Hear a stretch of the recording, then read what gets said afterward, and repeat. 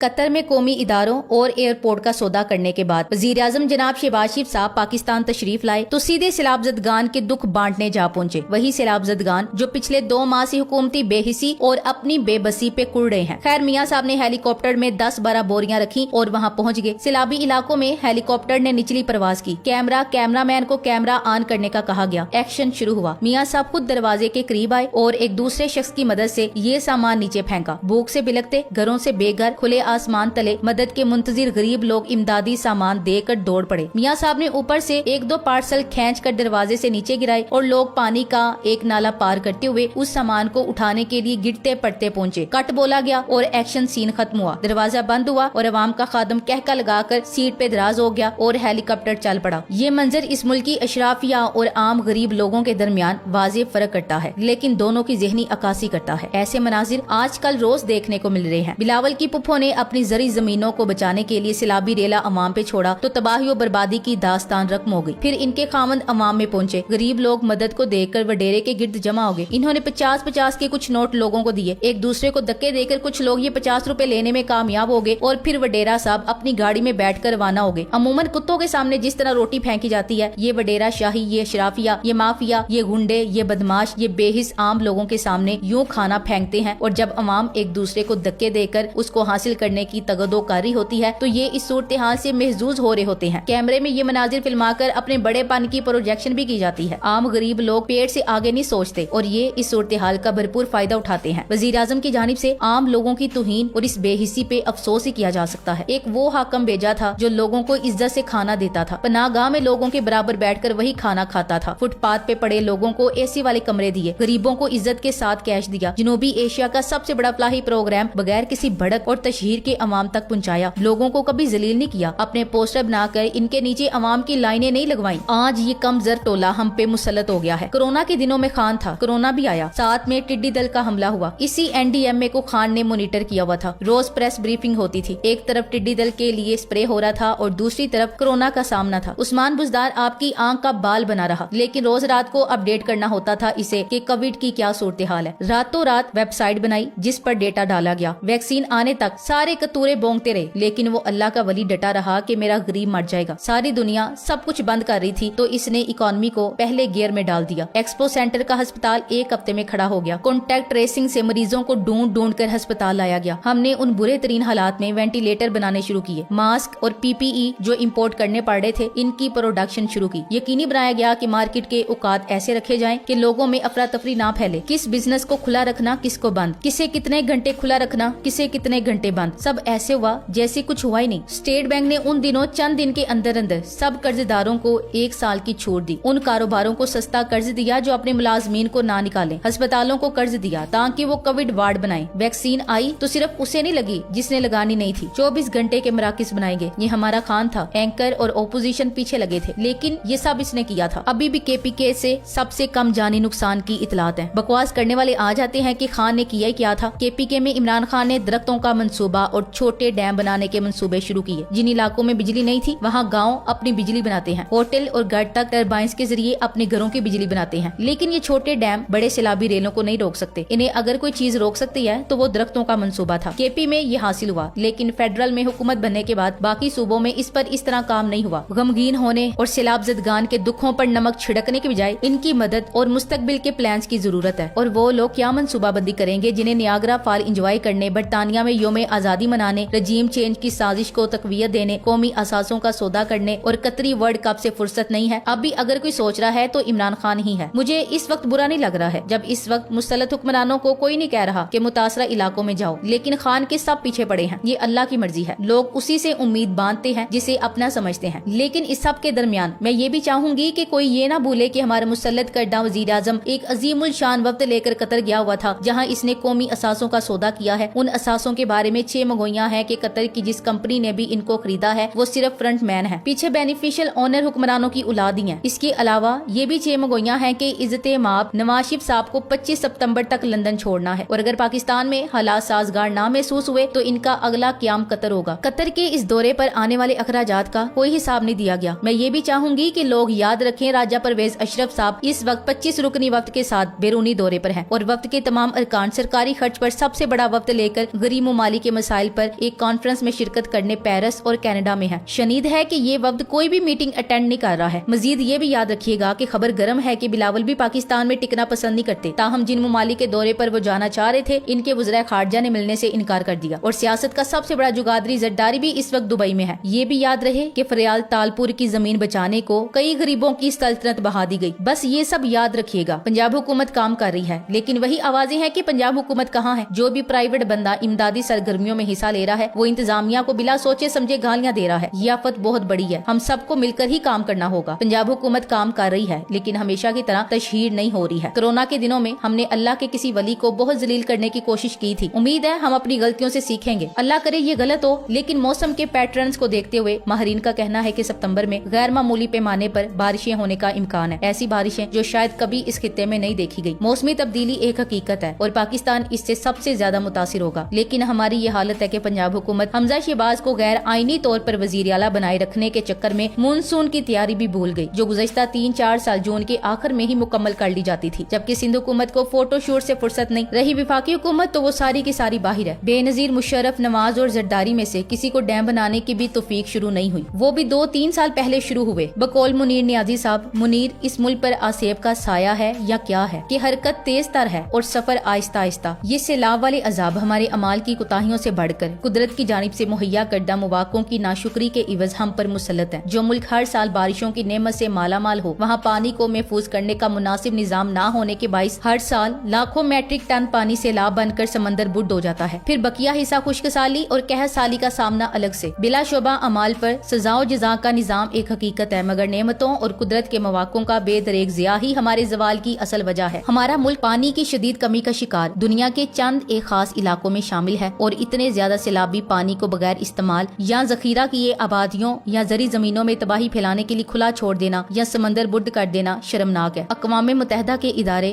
World resource انسٹی ٹیوٹ کی تنبیہ کے مطابق 2030 تک پاکستان میں سالانہ 23 لاکھ افراد سیلاب سے متاثر ہو سکتے ہیں۔ اس وقت ہر سال 7,15,000 افراد سیلابی پانی کی بے رحم موجوں کے رحم و کرم پر ہوتے ہیں۔ سیلاب بھی زلزلے کی طرح ایک قدرتی آفت ہے جو موسمیاتی تبدیلی کی وجہ سے گلیشیئرز پگھلنے اور شدید بارش کی وجہ سے آتا ہے، لیکن سیلاب ایسا نیچرل ڈیزاسٹر ہے جس کی پیشن گوئی ہفتوں قبل ہو جاتی ہے۔ اس سال مئی اور جون کے مہینوں میں شمالی علاقوں میں ریکارڈ گرمی پڑی، جس سے خیبر پختونخوا اور گلگت بلتستان میں سیلاب کا خطرہ تھا۔ دوسری جانب جولائی کے آغاز سے لے کر اب تک پنجاب، بلوچستان اور سندھ میں شدید بارشیں ہوئیں۔ اس وقت سندھ کی تقریباً 50% زمین زیر آب ہے، جس پر 1 فٹ سے لے کر 10 فٹ تک پانی کھڑا ہے۔ بڑے بڑے وڈیروں کے شہر پانی میں ڈوب رہے ہیں۔ جنوبی پنجاب کا حال بھی سندھ سے مختلف نہیں ہے۔ راجن پور، ڈیرہ غازی خان اور ملحقہ اضلاع شدید متاثر ہیں۔ بلوچستان میں بھی سیلاب اپنی تباہی پھیلا رہا ہے، لیکن وہاں آبادی اور رقبے کے تناسب میں بہت زیادہ فرق ہونے کی وجہ نقصان کم لگ رہا ہے۔ پرسوں سے سوات اور خیبر پختونخوا میں بھی سیلاب اور پانی کے ریلے بہہ رہے ہیں۔ Thanks for watching. اللہ حافظ۔